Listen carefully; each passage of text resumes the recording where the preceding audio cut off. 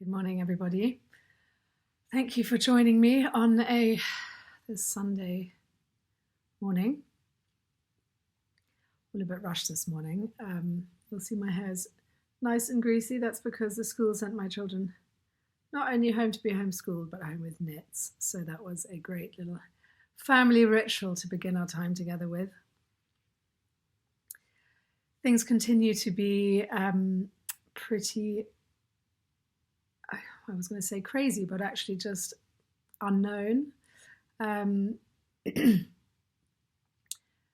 Running a small business, trying to figure out what the grants mean and what the support means and just how we're going to go forward, and working out our cash flows, and new information coming in daily. So it's a kind of like a re-looking at everything daily.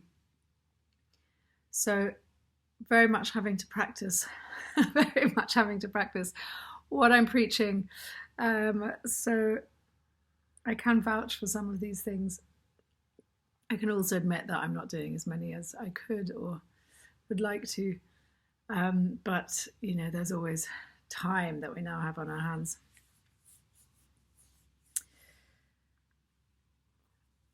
What's moving me at the moment also is just when just these little changes to our life make such a huge difference to the way we spend our days, and just really wanting to appreciate all those people who live like this all the time. People in war zones, people in poverty are living in this level of insecurity daily. And it's a fantastic's the wrong word.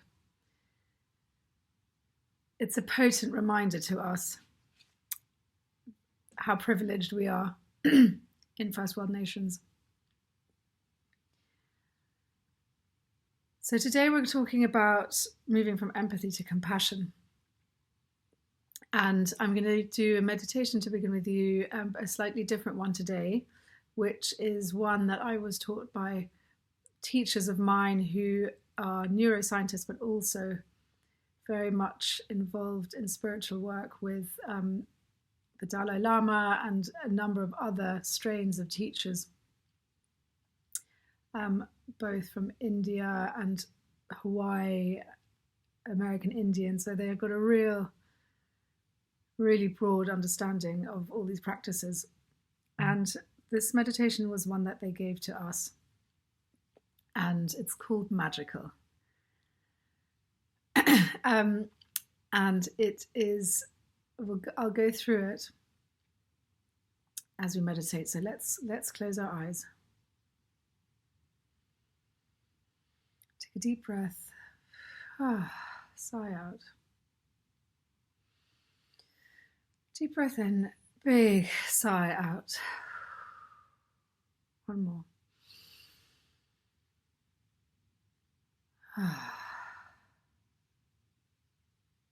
Now we start with the M of magical, which is actually stands for embody. So as we've been doing, feeling your body in the sofa and the chair, on the ground, where it's touching, where it's feeling, where it's moving, your heartbeat.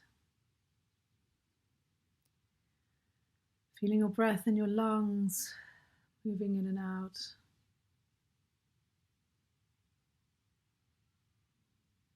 Your hair on your face.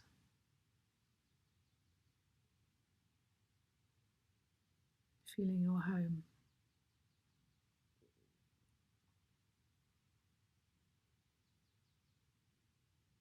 Then we move on to the A, which is for awareness. So becoming aware of your consciousness, of that which is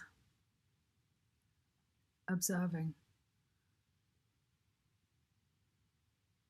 That which comes before the thought, that observes the thought. That within which we feel.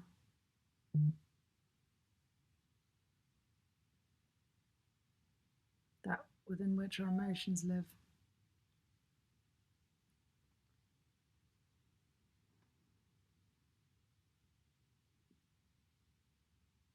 tuning into our consciousness, conscious awareness.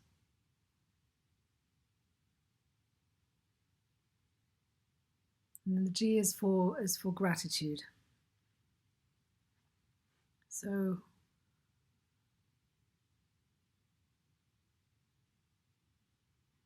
just thinking of the things that you are particularly grateful for today, this morning.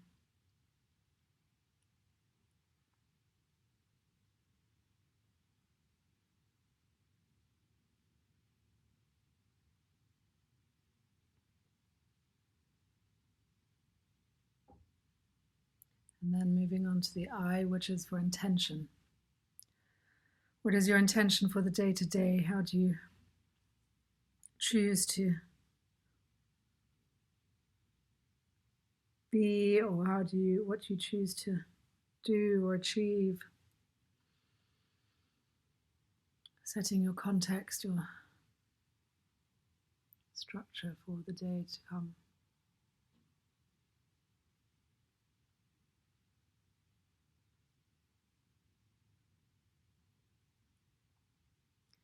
Then we come to the C. The C is for connection.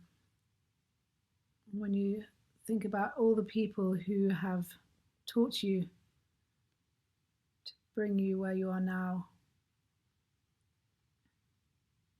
this can be anyone from your parents, friends,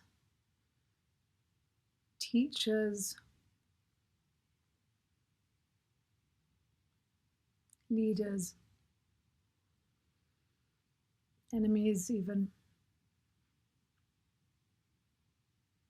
Can be those you've met in person, those who have inspired you through their works on paper, through the internet.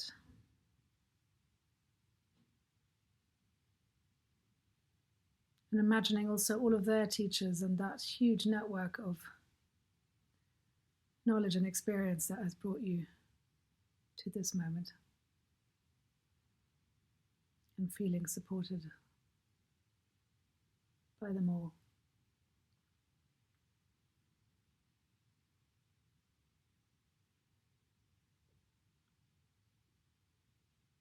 Finally, we come to the L, or the L. Magical L stands for loving kindness.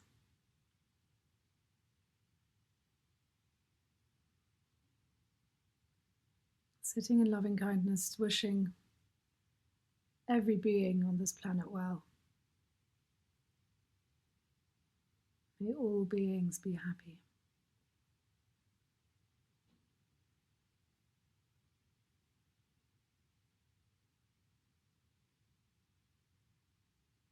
May all beings be happy.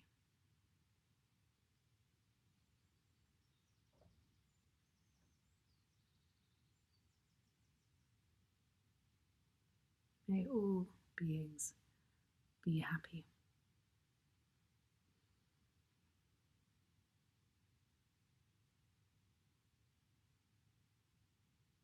And coming back to the room. This is a really good meditation for when you wake up. It's really up to you, but it's a lovely one for waking up. How you do it is up to you. You can even just do it as you're lying in bed in the morning, as you're still welcoming in the day. And obviously you can take as long as you are able to or inclined to. And you might want to spend different amounts of time on different parts of it depending on the day or how you're feeling. So it's really yours to play with. But even just the shortest version of that in the morning will really set you up for the day. And in that also, I've mentioned, within that, I've started bringing in this idea of focusing on your own well-being and then really bringing it out into the wider world. In many of the paths, spiritual paths, or that we've studied, after coming through all one's own personal journeys and learnings and appreciations and understandings and that kind of thing. It really, the greatest joy does come in the end from service. And humans really are inclined to be helpful and mutually supportive. And this has changed a lot recently. When I say recently, probably since the wars, really, the big wars. It seems like with the onset of education and a better life and more jobs and more money and that kind of thing, it's become, when we get into competitive frames of mind, it goes by the wayside a bit. And as status has become entwined with achievement and winning and being at the front of the race, the rat race, we've all started elbowing each other out the way a bit. Started elbowing ourselves out the way a bit in favor of the imagined story of who we're meant to be. So in service, it's the work of Joan Halifax has really inspired me. She's a Buddhist monk, but has also worked on the front lines in medical hospitals in Nepal and just in the forefront of many different areas, working with the dying. And when I first started reading her works, I just thought, well, that's not me. I'm not out there to that extent. I'm not working for the NHS. I'm not doing those things. But actually, so much of it was relevant. Particularly as we've been talking about our becoming aware of our negative belief patterns, thought patterns, and also our archetypes, because the helper is very much an archetype, the healer archetype, but quite often they can be coming from the wrong place. And some of the things she mentions are sort of toxic altruism and having empathy overload. And when these kind of emotions, which are meant to be helpful, are coming from the wrong place, it shifts and very, very quickly shift into burnout. In a time like this where there's so much going on for ourselves, as already mentioned, we really do need to take care of ourselves and our immediate environment first. But that doesn't mean that we don't want to be connected to everyone and help where we can as well. And in her work, actually, she talks of an interesting experiment where they get in a number of people and they test all their bodily reactions to different kinds of meditation. And in the first meditation, they're asked to focus on a group of people that are having in hardship. Can't remember now exactly what the exact example was, but for example, taking people who are dying of horrific cancers, let's say. And they're asked to empathize and really feel for them. And then in the second meditation, they were asked to shift that from empathy to compassion.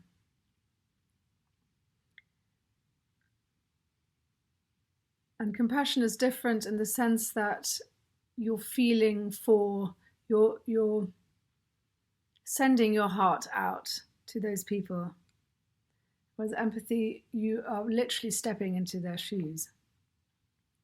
And no surprises, the bodily reactions that came with the first meditations were very distressing. They're distressed, anxious, as we're saying, with the sympathetic nervous system. It had brought all the people the large majority of people into anxiety, heightened blood rate, heightened blood pressure, not feeling well, not feeling good. And when they did the compassion meditation, they stayed completely in their center. They stayed calm, their heart rate stayed low. And actually also they found that afterwards they felt in a way like they had been supportive in some sort of way. And so there's a few other experiments that she mentions within the book, but it just goes to show that, again, just as much as we're trying to train ourselves to see when we're going down the rabbit hole with our thoughts, our empathy can equally lead us to those spaces. So as going forward, the news of more and more people going to hospital will come through, and the more and more pictures of NHS staff being overworked and in distress come through.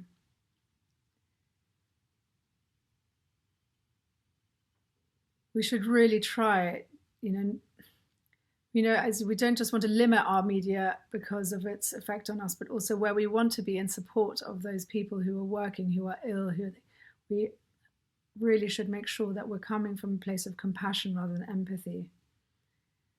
And even if we're not directly engaged with the media, but we want to be there for all those people, we can be there for all those people, but better not by imagining their distress and imagining their pain and putting ourselves into their shoes, but by being there in solidarity, standing behind and being a witness. Because again, when we are coming from a space where we're not centered, the inclination is to go in and want to do something, to change things as they are. And that's generally our response, is when we see things that we don't like, or when we feel things we don't like. And this is a big one. When we feel things we don't like, we've started associating things with it being wrong. Something is wrong and something needs to change. We need to change how we feel. And by doing that, we're basically saying that we're wrong and we need to change. And actually, it's just part of our emotional landscape. And equally, externally, our really supportive job coming up is to stand by in courage and in witnessing what's going on, in support and in compassion, without getting personally overwhelmed by all the information that's coming through.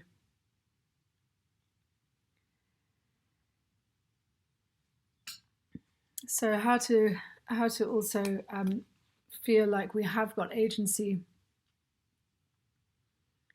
and how to cope going forward with all the more negative information that will be coming through in the next few weeks. So we've spoken about self-care. We've spoken about centering and really making sure that your cup is full before, and overfloweth before going out and wanting to help others. And there's a great meditation. I think, we're going to be stuck in our homes, so we won't be able to go far, so we're very limited to how much we can do physically. Obviously, where we can, we should. But again, if we have spare energy, if our colanders all taped up, and we have that energy to give, where we know we're not trying just to help others to avoid our own hopelessness or our own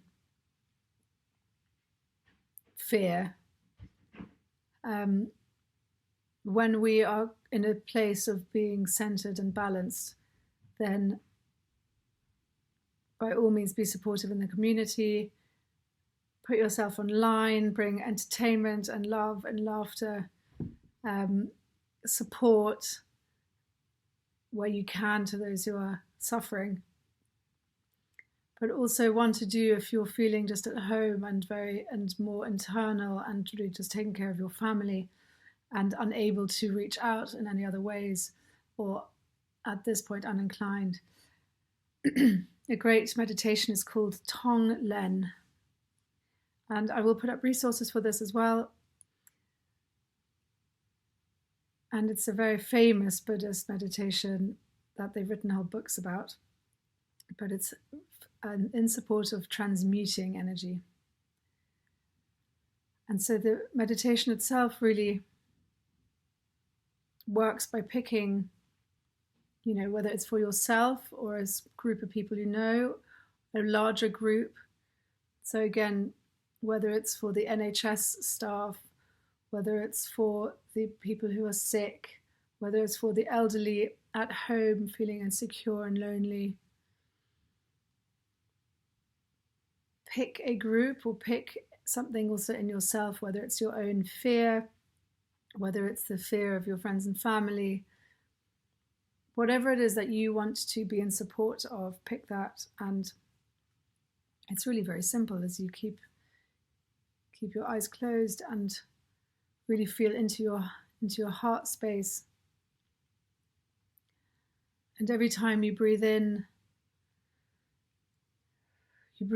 the distress and the fear.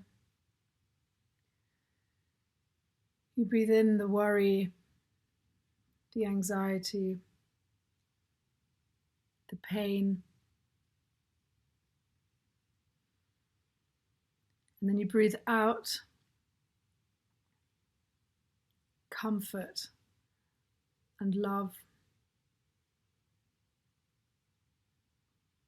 And if it's for people in pain, even just breathing out the resolution of that pain. Or if you're breathing in sadness, breathing back out joy.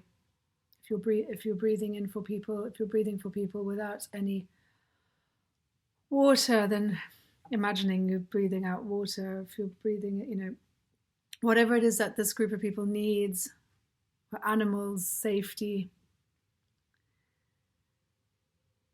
And this is a real warrior meditation. And it can be incredibly distressing within ourselves to take that in and on, but to see your heart as this furnace that can take all that. And some versions of this also, if you feel like you need some extra support in this warrior move, some people like to work with a deity or a prophet, or you might choose to, depending on your religious background, choose to work with whichever sort of deities or avatars you like to work with, usually whether it's Mary or Amma or Jesus or Muhammad, or whichever one is your most comfortable support.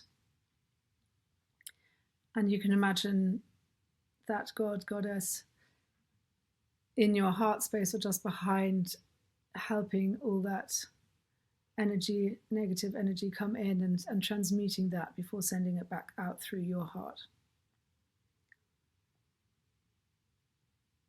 And this is really a meditation of huge compassion. And in our worst, we can probably imagine that none of this will work. But on the other hand, hey, you're sitting at home with nothing better to do. And if it does, woohoo! This is going to be a time of trying all these things where we may have had doubts before. We are just being called to step over our negativities and our cynicism and our need for proof, and step out of all of that to really find our faith and our belief and we've been so used to this deconstructionist philosophy of needing to put everything in its smallest parts and and name everything, and this plus this equals this, and when all of this put back together it makes this. And actually we've found that the more we deconstruct, the more we come back into a mystery. We still can't really grasp the quantum, what it means, what the effects are of it on us. And so maybe this is the time to just step back out and start believing in magic again. Moving from seeing as believing back to believing as seeing. And that's really also what would underline this tenet of creating our own reality. What do we want? What do we want things to be? So I'll put the resources up for that Tong Len meditation as well. And finally, there's also a great practice which I wanted to introduce for the feeling of connection. I've spoken a fair bit about nature and the support it can bring. And in a time when we're probably feeling a bit helpless and hopeless, what can we do? There's also just feeling this sense of connection. And I've mentioned, meditation really, if practiced a fair bit, really can bring that sense of connective space, that we are all one. And that's really kind of where we're going right now, I think, with this global pandemic, really feeling into what that means, that we are all one, that we all breathe together, that we're part of this huge system of nature and the earth and the planet and the universe, and how we fit into that system. And a great moving meditation, which I was introduced to, had come to my teachers from two different sources, both from Asia, but also from North American Indian lady. And it's called The Dance of the Four Directions. And it's very beautiful. It's more shamanic in the sense that it looks a bit like a slow move, a Tai Chi or Qigong practice. But it offers itself to the four directions, and then also to earth and the sky. So in its moves, it's like you pick up the energy of the earth and devote it to the sky, and then you take the energy of the sky and you bring it back down to earth. And you take the energy of a direction and devote it to the direction in front of you. Bring that direction back, and it's really acknowledging all the directions on the planet, the earth and the sky, in a beautiful movement that feels like a dance, and you can do it as slowly, as quickly as you want.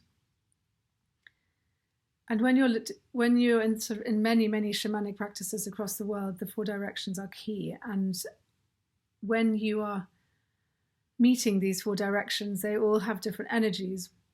But of course, so let's say I'll give you the energies first. So that energy, you can tune into all of this yourself, really. The energy of the rising sun, the east, illumination and inspiration and birth. Future projects, how do I best serve in this world? And then the south, full sunshine, full power, in being in full bloom, standing in your full power. Who are you at your best? How can you be, how can you step into that space even more? Also throwing full light on everything, being seen fully, being in full vulnerability. And then the west, the sun setting, the beauty of the light, but also death. What can you let go of? What's over? What can you be in gratitude for that's now no longer serving? And then the north, which is the darkness, it's the shadow, what's inside, the ancestors, the chain of connection that you're part of. What have you been given? What are you bringing forward? What are you passing on? They often talk about the 7 past generations and the 7 generations to come. Everything you do should be for the 7 generations to come, to make sure that they are able to live life like you are.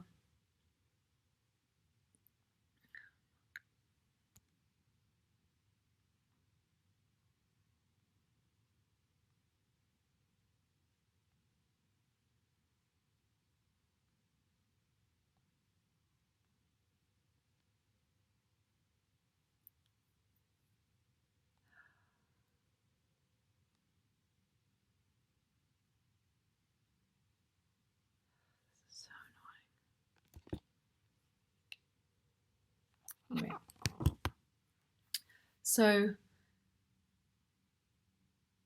you've got the north, but obviously also in this place that we're in right now, we need to, we might want to feel connected to the rest of the world. So it's also a beautiful way just to connect with all the beings in the East and appreciating all of those and what their culture is like and what they bring to this planet. And again, to the south, all the animals that live there, all the people that live there, what they bring to the world.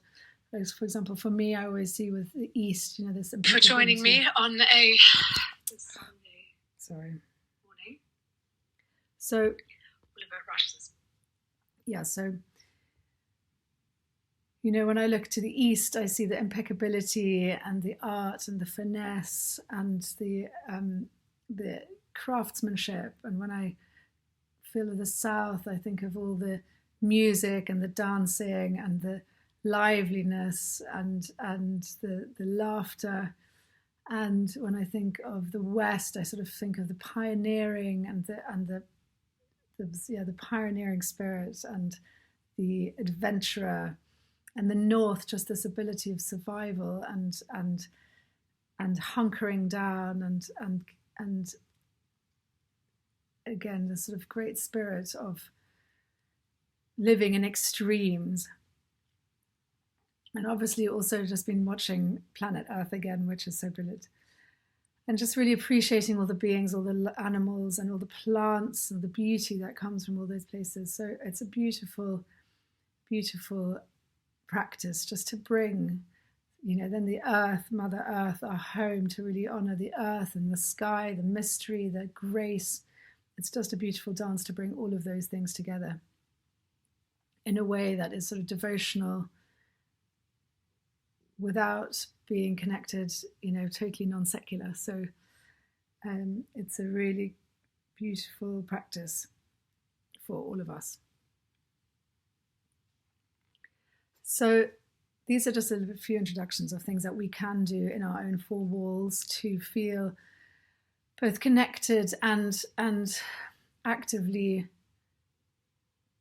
transmuting what's going on in the art world, taking part in dreaming something bigger and better and bringing relief. And there are also plenty of group meditations out there. Again, I'll add those in the resources. It's a really beautiful thing to come together with a huge number of other people, even if it's just a small number of other people, even if it's just amongst your friends and family, to start a sharing circle, prayer group, a dancing group, dancing to different music, world music, just to be in full appreciation of all the people across the world and what they bring, and all the animals and nature. So I hope that's been helpful. I have been cut off again by Crowdcast, so I really don't know what's going on. I'm really sorry if you're online and that's just happened, but I will put everything in resources and will email all of you with the mighty network that I've created around this work. So if you felt that this was in any way useful to you, please pass it on to your friends and family and anyone you think it might do well with it. And we will be in conversation about all the different topics in the course. There will be more resources and hopefully just somewhere to check into and feel like there is support and a community. So take care. Thank you very much.